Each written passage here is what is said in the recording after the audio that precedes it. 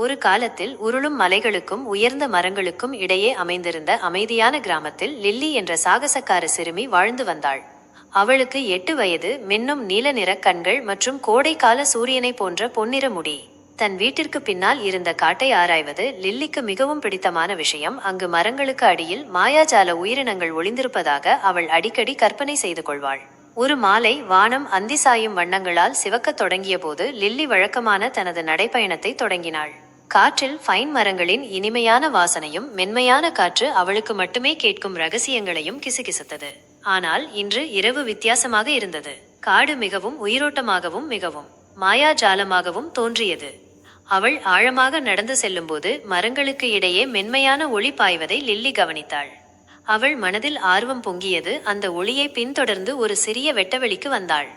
அந்த வெட்டவெளியின் நடுவில் தங்கத்தை போல மின்னும் இலைகளை கொண்ட ஒரு பழமையான ஓக் மரம் நின்றது. திடீரென்று அவளை சுற்றியிருந்த காற்று சிரிப்பொலிகளால் நிரம்பியது. சிறிய மணி போன்ற சிரிப்புகள். திடுக்கிட்ட லில்லி சுற்றும் முற்றும் பார்த்தாள். அவள் ஆச்சரியப்படும் விதமாக சிறிய இறக்கைகள் கொண்ட உயிரினங்கள் காற்றில் பறந்து கொண்டிருந்தன.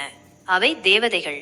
அவர்களின் இறக்கைகள் வானவில்லின் ஒவ்வொரு நிறத்திலும் மின்னின. அவர்களின் ஆடைகள் நட்சத்திரங்களைப் போல ஜொலித்தன. வரவேற்கிறோம் லில்லி என்று லாவெண்டர் நிற இறக்கைகளைக் கொண்ட ஒரு தேவதை நெருங்கி வந்தாள்.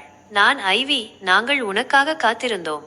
எனக்காக காத்திருந்தீர்களா என்று லில்லி கேட்டால் அவளுடைய இதயம் மகிழ்ச்சியில் படபடத்தது. ஏன்? மாயாஜாலக்காடு உன் உதவியை நாடுகிறது என்று ஐவி விளக்கினாள். காட்டின் ஆழத்தில் ஒரு மாயாஜால படிகம் உள்ளது. அது எங்கள் காட்டை உயிரோட்டமாகவும் பிரகாசமாகவும் வைத்திருக்கிறது. ஆனால் ஏதோ பயங்கரமான விஷயம் நடந்துவிட்டது. படிகத்தின் ஒளி மங்கி வருகிறது. தைரியமான மனிதனின் உதவி இல்லாமல் எங்களால் அதை சரி செய்ய முடியாது. லில்லியின் கண்கள் விரிந்தன. நான் என்ன செய்ய முடியும்? ஐவி புன்னகைத்தாள். நீ கருணையானவள், தைரியமானவள், தூய்மையான இதயம் கொண்டவள். எங்களுக்கு தேவையானது அதுதான். படிகத்தின் மாயாஜாலத்தை மீட்டெடுப்பதற்கான ஒரே வழி 3 மந்திர பொருட்களை சேகரிப்பதுதான். ஃபீனிக்ஸ் பறவையின் இறகு, நிலாமலரின் பனித்துளி மற்றும் வெள்ளி டிராகனின் செதில். நீ எங்களுக்கு உதவுவாயா? தயங்காமல் லில்லி தலையசைத்தாள். அவள் இனிமேல் சாதாரண நடைப்பயணத்தில் இல்லை. அவள் ஒரு மாயாஜால சாகசத்தில் இருந்தாள். ஐவி லில்லியை தேவதைகளுக்கு மட்டுமே தெரிந்த ஒரு இரகசிய பாதை வழியாக அழைத்துச் சென்றாள். விரைவில் அவர்கள் ஒரு சோலைக்கு வந்தார்கள். அங்கு ஒரு கம்பீரமான ஃபீனிக்ஸ் கிளை ஒன்றில் அமர்ந்திருந்தது. அதன் தீப்பிழம்புகள் போன்ற இறகுகள் அந்தி வெளிச்சத்தில் ஒளிர்ந்தன. ஃபீனிக்ஸிடம் கனிவாக பேசு, அது உனக்கு அதன் இறகை வழங்கும் என்று ஐவி கிசுகிசுத்தாள். லில்லி ஃபீனிக்ஸை நெருங்கி பணிவாக வணங்கினாள்.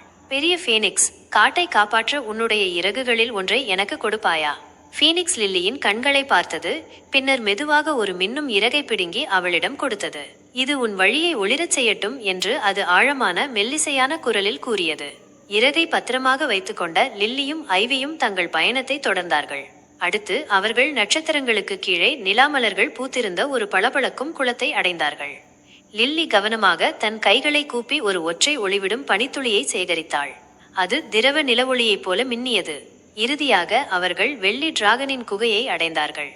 டிராகன் மிக பெரியதாக இருந்தது. ஆனால் அதன் கண்கள் கருணையுடன் இருந்தன. நீ ஏன் வந்தாய் என்று எனக்கு தெரியும் என்று அது முழங்கியது. அதன் வெள்ளி செதில்களில் இருந்து கண்ணாடி போல மின்னும் ஒன்றை அது கொடுத்தது. இதை புத்திசாலித்தனமாக பயன்படுத்து. 3 பொருட்களையும் கையில் வைத்தபடி லில்லியும் ஐவியும் படிகம் இருந்த வெட்டவெளிக்கு விரைந்தார்கள். அதன் ஒளி இப்போது மிக மெல்லியதாக இருந்தது. ஐவி ஃபீனிக்ஸ் இறகு, நிலாமலர் பனித்துளி மற்றும் டிராகன் செதில் ஆகியவற்றை படிகத்தின் மீது தூவினாள். திடீரென்று ஒரு பிரகாசமான ஒளி வெடித்தது. முழு காடும் மாயாஜாலத்தால் ஒளிரத் தொடங்கியது. பூக்கள் மலர்ந்தன, மரங்கள் மின்னின, தேவதைகள் ஆனந்தமாக காற்றில் நடனமாடினார்கள். நீ செய்து முடித்து விட்டாய் லில்லி என்று ஐவி உற்சாகமாக கத்தினாள். உன்னால்தான் மாயாஜால காடு காப்பாற்றப்பட்டது. லில்லி புன்னகைத்தாள். அவள் இதயத்தில் ஒருவிதமான வெப்பத்தை உணர்ந்தாள். தேவதைகள் அவளை சுற்றிச் சுழன்று பாடிக்கொண்டிருந்த போது இந்த மாயாஜால சாகசத்தை அவள் ஒருபோதும் மறக்க மாட்டாள் என்று அவளுக்கு தெரியும். இரவு ஆழமாகும்போது ஐவியும் தேவதைகளும் லில்லியை காட்டின் விளிம்பிற்கு அழைத்துச் சென்றார்கள். நன்றி என்று ஐவி கூறினாள். நீ எப்போதும் மாயாஜால காட்டில் வரவேற்கப்படுகிறாய். கடைசி முறையாக கையசைத்தாள் லில்லி. வீடு திரும்பினாள். அவளுடைய இதயம் மாயாஜாலத்தாலும் ஆச்சரியத்தாலும் நிறைந்திருந்தது. அந்த இரவு அவள் தூங்கச் சென்றபோது மின்னும் இறக்கைகள், ஒளிவிடும் படிகங்கள் மற்றும் மாயாஜால காட்டின் ஜொலிக்கும் தேவதைகள் பற்றி கனவு கண்டாள்.